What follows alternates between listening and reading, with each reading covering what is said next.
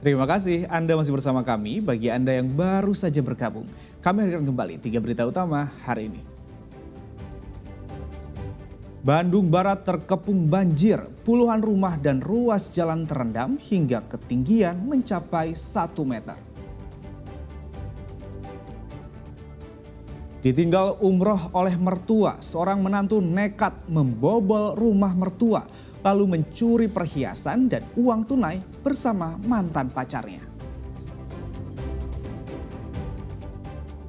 Berdalih mengobati, seorang dukun mencabuli pasien 17 tahun sehingga membuat warga mengamuk.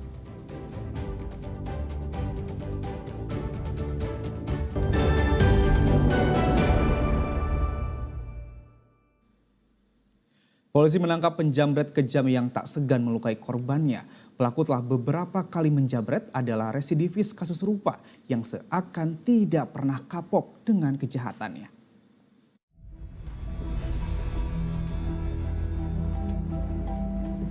Dengan tangan terborgol, tersangka SG digelandang polisi Satreskrim Polres Kota Banjar. Ia ditangkap setelah belasan kali menjamret dengan modus mencari korban yang seorang diri dan berada di lokasi sepi. Pelaku pun terkadang sampai menyakiti korbannya. Dia residivis. Residivis dengan kasus yang sama? Betul, dengan kasus yang sama. Dia pelaku ada 15 TKP, di Jawa Tengah itu 8 TKP, dan di Jawa Barat ada 7 TKP, 3 TKP di kita dan 3 TKP di Ciamis. Hasil jarahannya kemana Indan? Hasil jarahan yang HP dijual sama pelaku kepada pakai melalui COD-an, tapi tetap masih kita cari, dan uangnya digunakan sama dia untuk judi online. Nah, dia targetnya kepada pelaku kepada korban, dilihat korban membawa tas yang isinya HP, dia kalau dia lagi sendirian, dia di tempat yang sunyi dia jamret. Pelaku adalah residivis kasus serupa dan kembali menjalani ancaman hukuman 9 tahun penjara. Eko Setiabudi melaporkan dari Kota Banjar.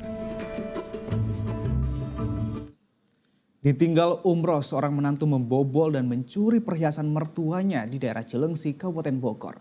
Kasus ini diwarnai drama karena direkayasa seakan pencurian dilakukan orang lain. Namun rekaman CCTV menunjukkan pelaku adalah menantu korban sendiri.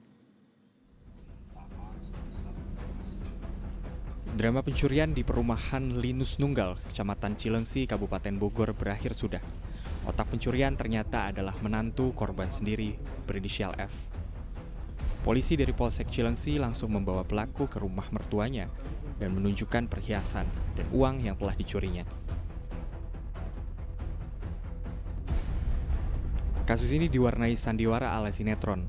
Pelaku merekayasa seolah-olah pencuri adalah orang lain. Pelaku bekerja sama dengan mantan pacarnya untuk menjebol rumah. Namun ternyata semua barang yang dicuri telah disiapkan pelaku. Fakta ini muncul dari rekaman CCTV. Terlihat seorang pria masuk ke rumah. Namun gerak-gerik pelaku terkesan ada orang dalam rumah yang membantunya. Hasil analisa CCTV ini akhirnya membuat pelaku tidak bisa mengelak lagi. Ia mengaku mengambil uang tunai 38 juta rupiah dan perhiasan kalung dan gelang. Hanya 3 orang yang mengetahui keberadaan benda berharga di rumah tersebut. Pertama adalah putranya, yang kedua menantunya, yang ketiga adalah si ibu pemilik tempat sendiri. Kemudian kami olah TKP di situ. Dari olah TKP kita mendatangkan Pak RT, bisa dilihat di situ bahwa banyak kejanggalan yang ditemukan sehingga kita membawa menantunya dan anaknya ke Polsek. Kami interogasi di Polsek, dari keterangan itu mengkerucut bahwa betul menantunya lah yang mengambil perhiasan yang ada di rak piring.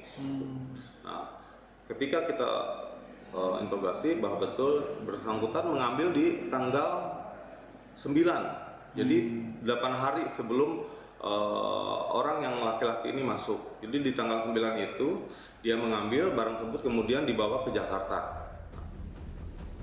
Pelaku untuk sementara dititip di tahanan perempuan Rutan Paledang Bogor.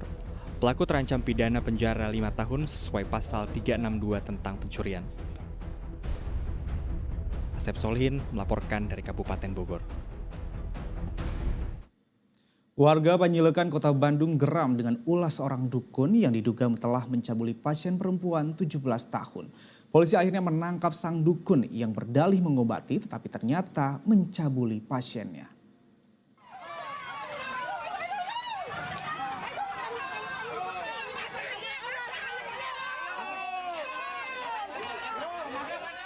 Kegeraman warga Panjilekan, Kota Bandung memuncak dengan membawa spanduk protes terhadap N, ulah seorang dukun cabul. Spanduk kekesalan warga kemudian ditempel di rumah sang dukun. Warga menuduh pemilik rumah berinisial UFK yang dikenal berprofesi sebagai orang pintar alias dukun telah berbuat tindak asusila terhadap seorang remaja perempuan berusia 17 tahun. Dugaan pencabulan dilakukan sejak 2 tahun lalu terhadap pasien dengan dalih melakukan pengobatan pada korban. Polisi menangkap pelaku pada 20 Oktober lalu usai mendapat laporan dugaan tindak asusila.